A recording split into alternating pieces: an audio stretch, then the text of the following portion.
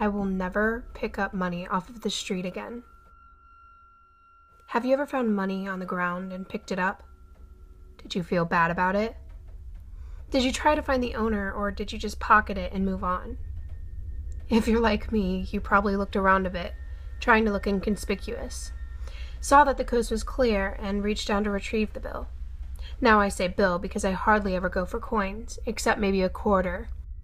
One time, I even found a $20 bill in the parking lot at work. That was the top 10 moment of my life. But the last time I went for the big score, I almost lost my life. Not too long ago, I was walking down the sidewalk near my home.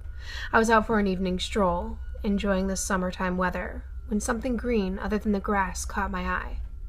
I saw a dollar bill laying flat on the street across the curb. I halted my walk to bend down and pick it up.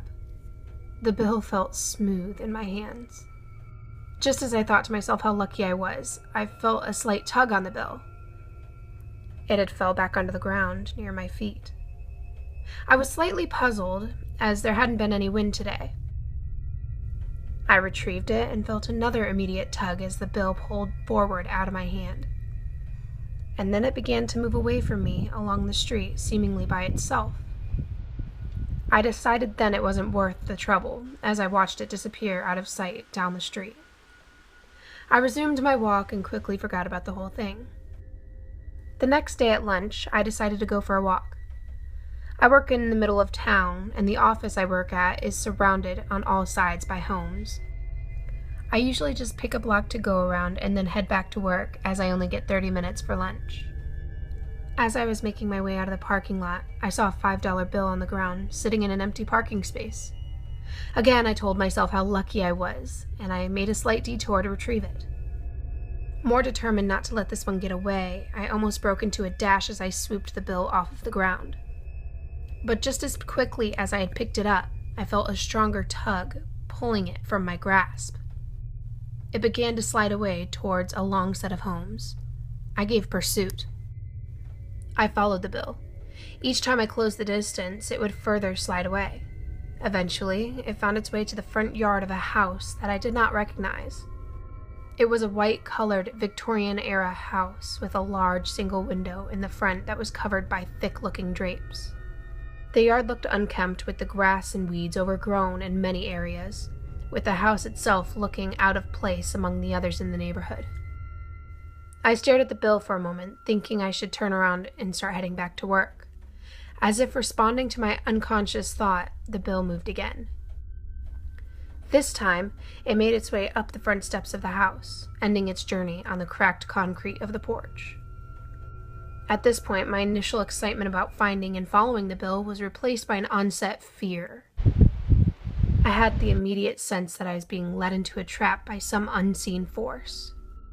Now, I had no way to confirm this at the moment, but I think the human body has some sort of a sixth sense that warns us of situations like this. And right now, my spidey sense was in overdrive.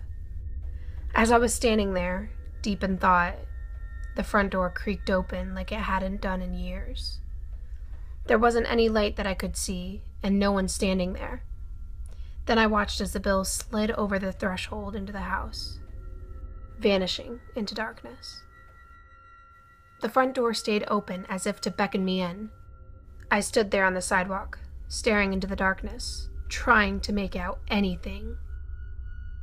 Just as I thought I could see what looked like a pair of white orbs looking back at me, the door slammed shut with a bang. I didn't stick around to see what happened next. I hightailed it back to work, finding it difficult to shake the event from my mind as the rest of the day passed on. My friend and coworker Paul had noticed how distracted I was.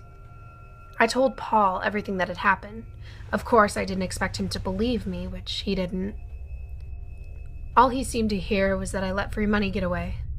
Never mind spooky houses in unknown neighborhoods. The next day, I decided not to go outside for lunch. But when I later left that day, I saw a $20 bill sitting next to my car. My blood ran cold, and that sense of fear immediately returned.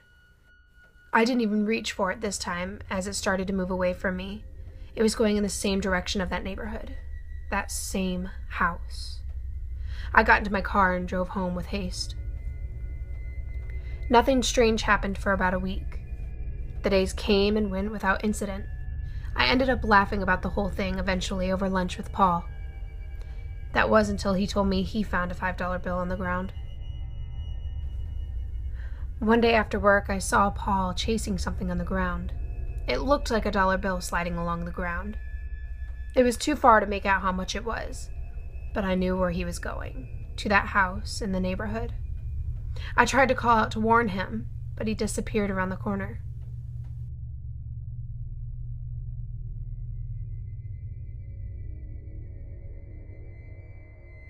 Paul didn't show up for work the next day. He was never seen or heard from again.